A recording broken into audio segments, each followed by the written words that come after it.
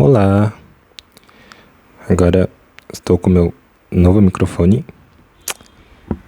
e eu tava esperando ele chegar pra continuar gravando vídeos, mas também porque eu tive um burnout. E isso é uma coisa bem recorrente comigo e muitas vezes eu não percebo que eu estou num burnout. E eu queria falar um pouco sobre isso no vídeo de hoje. E enquanto isso, eu vou fazer um desenho para uma amiga minha, porque é aniversário dela amanhã. E eu vou fazer um sapinho.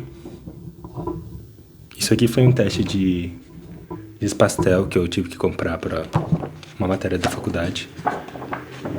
E eu aproveitei e fiz um sapinho. E uma espada de São Jorge. Mas eu vou fazer o sapinho dela em guache. E é isso. Esse aqui é o guache que eu vou usar.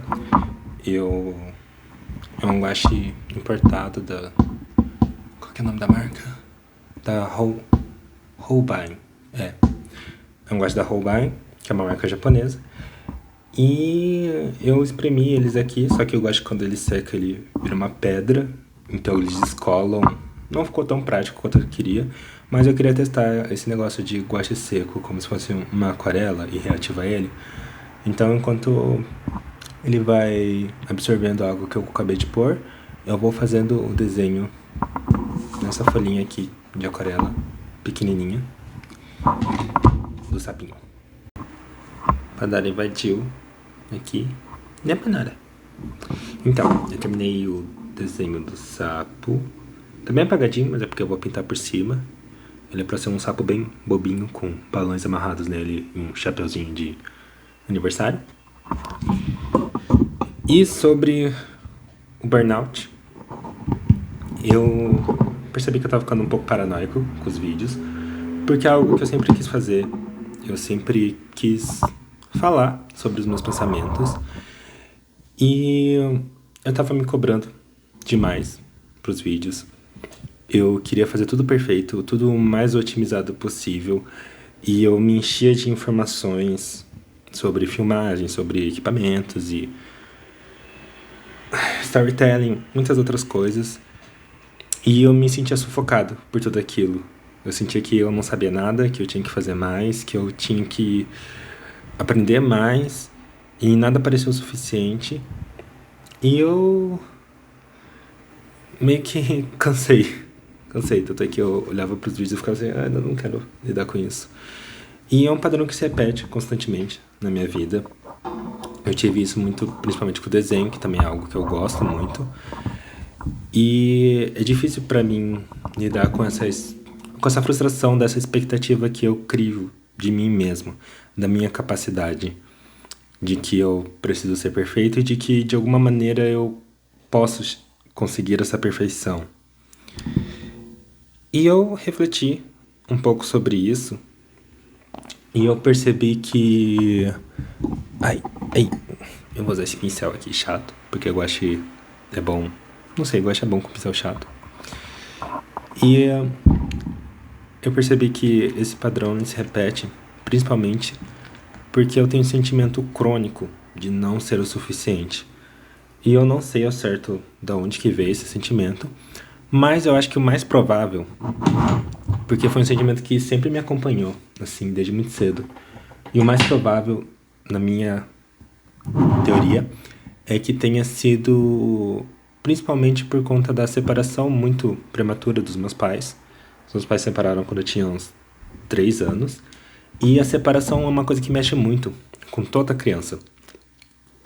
Porque toda criança que tem os pais separados projeta a falha do casamento dos pais em si próprio. E é algo meio que involuntário, assim, da criança. E não era algo racional, mas era algo que eu sentia. Às vezes eu olhava ao meu redor e eu ficava... Por que meus pais não moram juntos? Por que eles não dormem na mesma cama? Por que eu tenho que ver ou minha mãe ou meu pai? E essa crença de que a criança não foi o suficiente para manter os pais juntos. Embora não seja verdade, é a história mais comum que se repete nesse tipo de infância. Então eu sinto que vem muito daí. Eu tô tomando chai latte num jarro de picles ou palmito, alguma coisa assim. É algo que é recorrente, pelo menos eu acredito ser, e que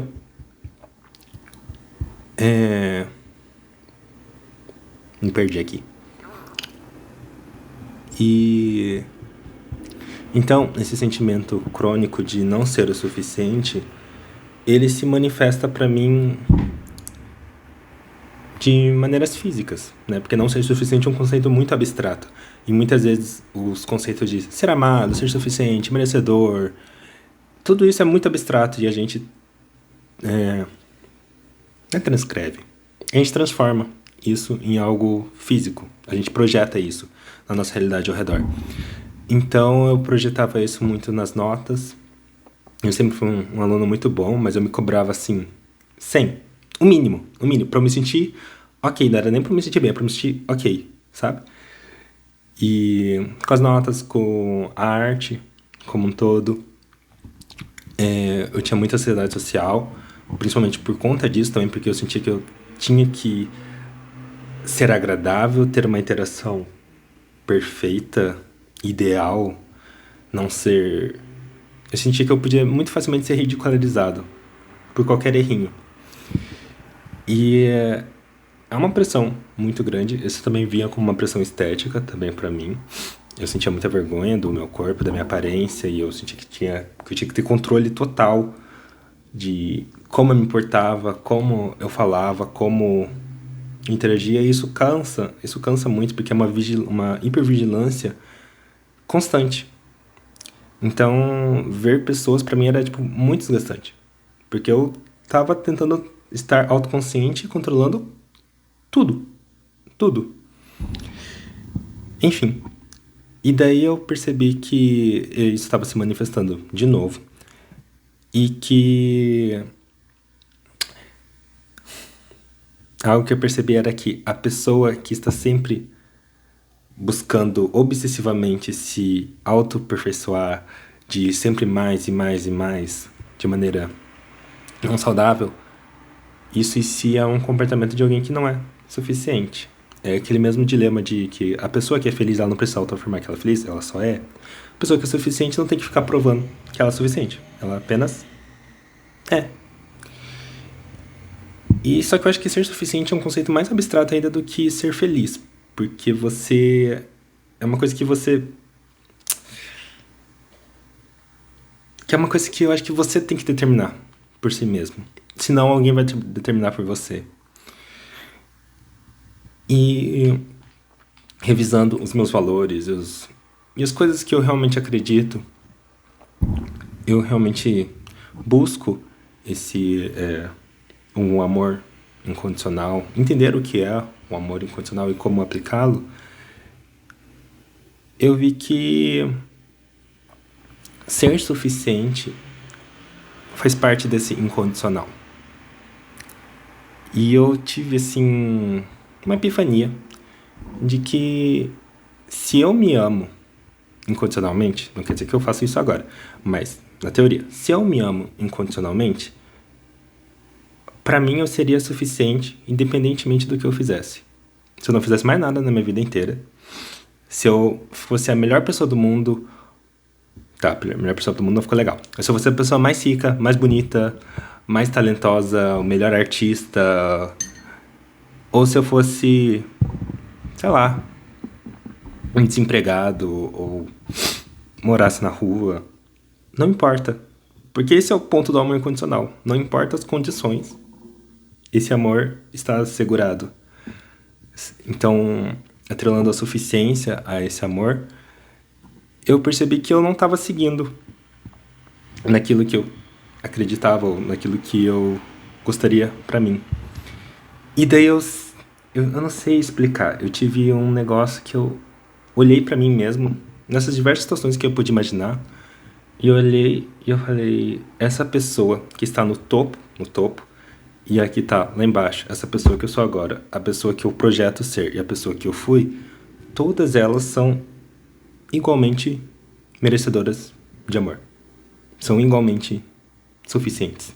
Nenhuma delas é superior à outra, porque todas são amadas no mesmo grau. Isso é incondicionalidade, pelo menos é o que eu acredito ser agora.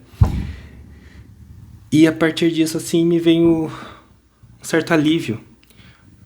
E daí eu percebi também que essa cobrança era muito, muito mais interna. Muito mais de eu comigo mesmo, me chicoteando, falando assim, você tem que ser mais, você tem que ser mais, você tem que ser mais. E que eu podia me desarmar um pouco, eu podia relaxar um pouco, porque não importa qual decisão que eu tomasse, sendo a certa ou errada, a mais otimizada ou a mais ineficiente, teria tudo bem. Não seria o suficiente. Eu diria pra mim mesmo que eu seria suficiente. Talvez eu não sentisse isso ainda. Eu sinto um pouco mais, mas talvez eu não sentisse isso na sua totalidade. Mas eu meio que me comprometi a dizer pra mim, pelo menos racionalmente, sabe? De que eu sou suficiente, independentemente do que eu faça. E se eu sou desculpa. Se eu sou suficiente, independentemente do que eu faça, então eu sou livre pra fazer o que eu quiser. Nenhuma decisão tem mais ou menos peso do que a outra. Porque não tem nada que esteja, de fato, em risco. No sentido de merecer ser amado. Então eu sou livre pra fazer o que eu quiser. Eu me permiti isso. Logo, eu vou fazer o que eu quero. Então o reflexo disso foi eu voltar a ler mais. Eu já tava lendo, né? Mas começar a gastar, tipo assim, metade do dia lendo, se eu quisesse. Um livro que não seria, nos meus parâmetros, o melhor livro pro momento, ou enfim, a ordem de livros que eu deveria ler, pendências e listas e coisas assim. E também eu comecei a tocar flauta de volta. É o único instrumento que eu tenho aqui por enquanto. Eu tenho um teclado que tá na casa dos meus pais e eu vou trazer ele também. E eu vi que eu queria me reconectar com a música, porque eu tive um histórico de muita cobrança com a música e muito bloqueio. Então eu falei assim, eu posso tocar flauta. Eu sou livre pra tocar flauta. E daí eu toquei Jingle Bells. E foi super legal. E agora eu tô aprendendo a música tema do Castelo Animado. E quando eu conseguir tocar melhor, eu venho mostrar pra vocês. E tá sendo muito divertido. E eu vi que eu tinha que voltar a reaplicar isso pros vídeos. E de que o meu vídeo seria suficiente, independentemente do que eu fizesse. Então, eu seria livre pra fazer o que eu quisesse. E esse é o panorama geral do que aconteceu. Então eu quero restabelecer essa conexão com os vídeos de uma maneira mais leve e também com desenho. Uma história eu não consigo, infelizmente eu não consigo pintar enquanto eu falo, então provavelmente eu só vou mostrar no final ou parte do meu processo depois. Uma coisa que se relaciona com esse negócio da perfeição é a minha certa impulsividade por compras. Eu não sou uma pessoa que me endivida. Tá, meu cartão de crédito não tá aquelas coisas esses meses. Mas eu não estou endividado ou nada, tipo, realmente preocupante, eu vou ficar sem dinheiro ou algo desse tipo. Mas eu tenho esse negócio de sempre querer do bom e do melhor. E eu achava que era só, não sei, algo meu, de apenas gostar de coisas boas. Mas eu tive uma época de acumular muitos materiais artísticos caros, realmente caros, incluindo esse guache. E eu comprava eles e eu paralisava diante deles. Porque eu ficava assim, eu não sei nem o que fazer com isso daqui, custa uma fortuna, não sei, não me sinto preparado para isso. Então a maior parte deles ficou guardado. Mas essa impulsividade, essa necessidade que eu sentia de comprar o melhor guache, o melhor aquarela, o melhor lápis de cor, o melhor papel, vinha também desse sentimento de insuficiência. Eu não sou suficiente, logo eu preciso de algo que me dê essa suficiência. E o melhor material vai me dar isso. E as pessoas fazem isso com muitas outras coisas, com celulares, carros, casas, até mesmo parceiros, de ter a mulher mais bonita, o cara que ganha mais, enfim. E é o tempo todo a gente tentando provar para nós mesmos que a gente tem esse valor. Mentira, eu diria que na verdade é o tempo todo a gente reafirmando para nós que a gente não tem esse valor próprio, que a gente não é suficiente, trazendo coisas que nos dê esse sentimento de suficiência, que preencha esse vazio. E no fundo eu acho que o que isso quer dizer é que a gente está tentando comprar o nosso próprio amor. Nossa, isso é profundo. A gente está tentando comprar o nosso próprio amor. Através de grifes, de marcas, de objetos, tentando dizer para nós mesmos: eu sou valioso. Olhe para isso. Esse objeto é valioso e eu tenho ele, logo eu tenho um valor. E eu sou merecedor desse objeto, eu sou merecedor de amor. É muito louco isso. É muito louco o que eu acabei de pensar. De certa forma isso aconteceu um pouco com os vídeos, tanto é que tem um microfone aqui. E... enfim, eu comprei tripés e outras coisas. Mas eu consegui compreender isso.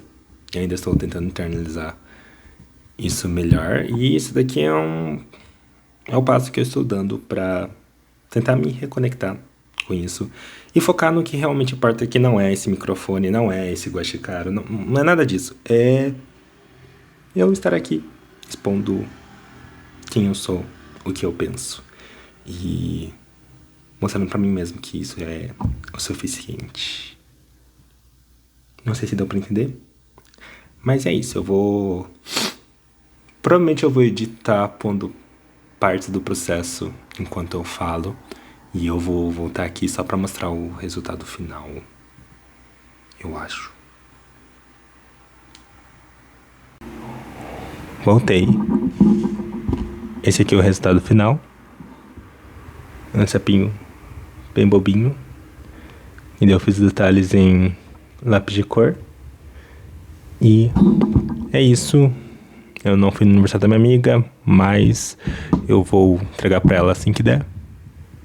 Um beijo. Tchau.